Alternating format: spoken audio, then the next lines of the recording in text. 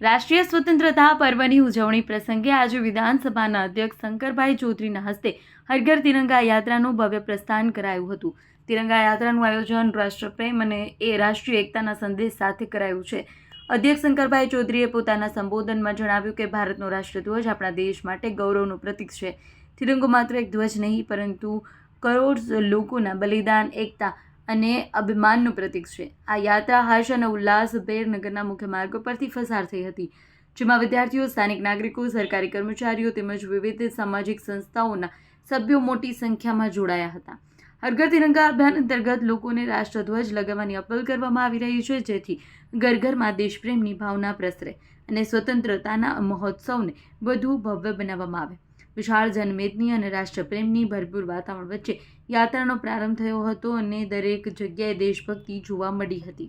અંદર દેશના દરેક નાગરિકની અંદર એ સ્વમાન અને સ્વાભિમાન જગાવ્યું છે।